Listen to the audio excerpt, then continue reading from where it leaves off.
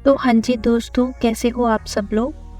तो गाइस, बहुत जल्द हम इस चैनल पर सीरीज शुरू करने जा रहे हैं जावा मेमोरी मैनेजमेंट को लेकर, जिसके अंदर हम कुछ कॉमन प्रोग्रामिंग मिस्टेक्स को डिस्कस करेंगे जिनकी वजह से हमारी एप्लीकेशन प्रोडक्शन सिस्टम पर हाई लोड सिचुएशंस में या तो हाई सीपीयू यूटिलाइजेशन में चली जाती है या फिर हमें out of memory error face करना पड़ता है। सो ये टेक्निक्स बहुत ही इम्पोर्टेंट है सीखना एक एफिशिएंट एप्लीकेशन को डेवलप करने के लिए। ऑल्सो भाई देखो, अब कोड तो कोई भी लिख देगा, इंटरनेट से हम सभी कॉपी पेस्ट कर सकते हैं और अब तो वैसे भी चैट जीपीटी आ गया है। लेकिन एज अ प्रोग्रामर हमारे स्किल्स देखे जाते हैं कि अगर हम एक अच्छा और एफिशिएंट कोड लिख सकें, मतलब सुंदर और टिकाऊ। हालांकि मैं ये वीडियो इसलिए तो नहीं बना रही कि मैं बहुत एक्सपर्ट हूँ या फिर मुझे सब कुछ आता है, फिर भी अब तक की मेरे एक्सपीरियंस में मैंने जो भी मेमोरी ऑप्टिमाइजेशंस की टेक्निक सीखी है वो सब मैं आप लोगों के साथ शेयर करने की कोशिश करूँगी। वीडियो के एंड में आप लोगों के लिए एक छोटा सा इंटरेस्टिंग होमवर्क भी है, so stay tuned. Guys, coding करते टाइम हम ऐसी बहुत सी गलतियां करते हैं छोटी छोटी, जिनकी तरफ हमारा कोड करते टाइम बिल्कुल ध्यान नहीं जाता, लेकिन उनकी वजह से जब हमारी एप्लीकेशन प्रोडक्शन सिस्टम पर जाती है तो हमें बहुत से इश्यूज फेस करने पड़ते हैं, जैसे हाई सीपीयू यूटिलाइजेशन या फिर आउट ऑफ मेमोरी एरर। और कई बार ये प्रॉब्लम्स इतनी बढ़ जाती है कि आपका पूरे का पूरा सिस्टम ही क्रैश हो जाता है या फिर सर्वर डाउन हो जाता है। तो इस सीरीज में हम ऐसे कुछ टेक्निक्स के बारे में बात करेंगे जो आपको एक एफिशिएंट एंड प्रोफेशनल कोड लिखने में हेल्प करेंगी। साथ ही हम ऐसी कुछ मिस्टेक्स के बारे में बात करेंगे जो हम लोग अनजाने में कर देते हैं, लेकिन हमारी एप्लीकेशन उन मिस्टेक्स की वजह से पूरी तरह से बर्बाद हो जाती है, लेकिन हमें वो मिस्टेक्स पूरी तरह अवॉइड करनी चाहिए। फॉर एग्जाम्पल, मैंने बहुत से लोगों के कोड में देखा है कि जब भी उन्हें स्ट्रिंग मैनिपुलेशन करना होता है तो most of the time developers कुछ ऐसा कोड लिखते हैं। तो इसमें जैसा कि आप देख रहे हो कि मोस्ट ऑफ द टाइम वो फॉर लूप के अंदर स्ट्रिंग को कुछ इस तरह से मैनिपुलेट करते हैं कि उसे हम अपेंड कर देते हैं जिस भी स्ट्रिंग के साथ हमें उसे मैनिपुलेट करना होता है। तो भाई ऐसा कोड देखने के बाद तो स्ट्रिंग क्लास खुद ही सूर्यवंशम वाली खीर खा के ना अपने प्राण त्याग देगी, क्योंकि ऐसे कोड लिख के हम स्ट्रिंग क्लास की शक्तियों का गलत इस्तेमाल कर रहे हैं। और ये कोड देखकर हमें गार्बेज कलेक्टर बस यही एक एक्सप्रेशन देने वाला है, क्योंकि आपने गार्बेज कलेक्टर का बहुत सा काम बढ़ा दिया है। इस कोड सेगमेंट में बहुत सी ऐसी प्रॉब्लम्स है। सबसे पहली चीज तो क्योंकि स्ट्रिंग एक इम्यूटेबल क्लास है और जैसे ही हम ये ऑपरेशन परफॉर्म करेंगे इसे किसी और स्ट्रिंग के साथ कनकैटिनेट करके, तो हर बार मेमोरी में एक नया स्ट्रिंग का ऑब्जेक्ट बनेगा। तो ये एक बहुत ही एक्सपेंसिव ऑपरेशन है, तो इसलिए ये बहुत ही इनएफिशिएंट कोड है। इसी कोड को हम एफिशिएंटली कुछ इस तरह लिख सकते हैं। स्ट्रिंग क्लास यूज करने के बजाय हम स्ट्रिंग बिल्डर यूज कर सकते हैं और यहाँ पर हम अपेंड मेथड का यूज कर सकते हैं उस स्ट्रिंग को मैनिपुलेट करने के लिए। अब क्योंकि स्ट्रिंग बिल्डर एक म्यूटेबल क्लास है, इस केस में सेम ही ऑब्जेक्ट के अंदर चेंजेस होंगे, और जब हम सेम ही ऑब्जेक्ट के अंदर चेंजेस करते हैं instead of creating new object each time, तो ये बहुत ही फास्ट ऑपरेशन होता है और ये एक्सपेंसिव भी नहीं है।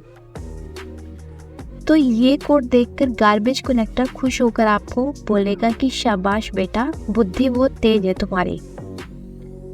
तो गाइस, अपनी इस सीरीज में हम ऐसे ही कुछ मेमोरी मैनेजमेंट के टेक्निक्स एंड कोडिंग इश्यूज की बात करने वाले हैं।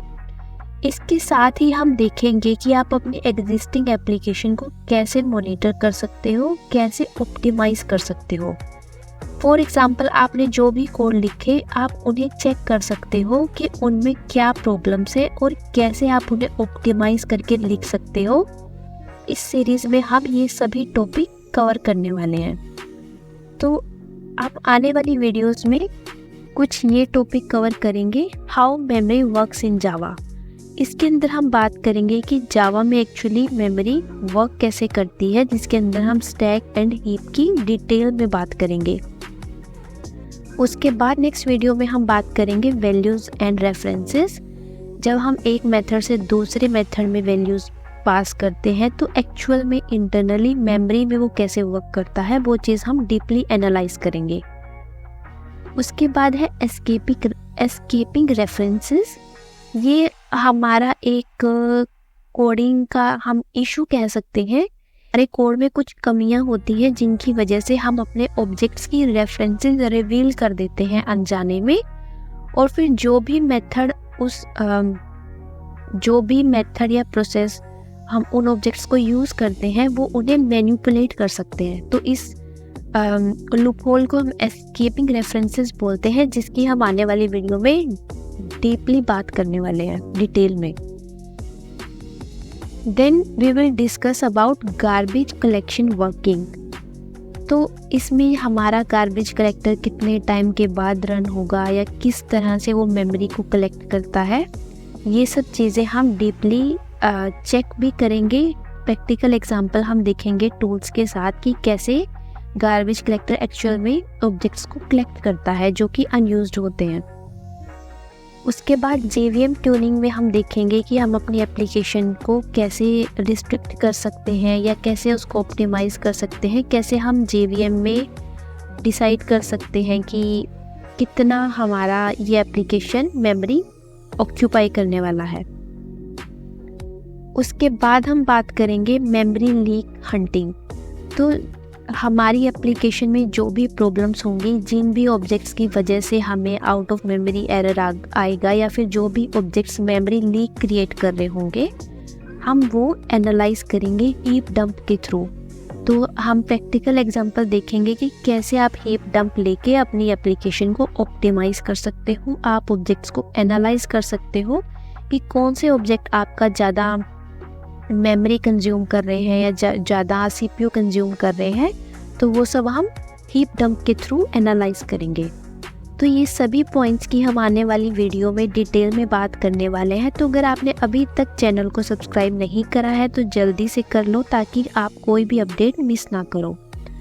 तो अभी आप लोगों के लिए 2 छोटे छोटे से काम हैं। पहला तो आप लोगों को कमेंट सेक्शन में फीडबैक ज़रूर देना है कि आपको वीडियो कैसा लगा, और दूसरा काम ये है कि आप लोगों के लिए स्क्रीन पर एक छोटा सा क्वेश्चन है जिसका आंसर आप लोगों को कमेंट सेक्शन में करना है। गाइस, क्वेश्चन ये रहा आप लोगों की कंप्यूटर स्क्रीन पर। What will be placed in the heap by this code? String s is equals to test s to lower case. तो आप लोगों को बताना है कि हीप में कितने ऑब्जेक्ट बनेंगे इस केस में, इस क्वेश्चन के लिए। साथ ही अगर वीडियो पसंद आया हो तो लाइक ज़रूर कर देना। इससे भाई बनाने वाले को थोड़ा मोटिवेशन मिल जाता है और पता चल जाता है कि आप लोगों को काम कैसा लगा। तो बहुत जल्द वीडियो आएगा फर्स्ट टॉपिक पर, हाउ मेमोरी वर्क्स इन जावा। तब तक के लिए स्टे ट्यून। Good bye.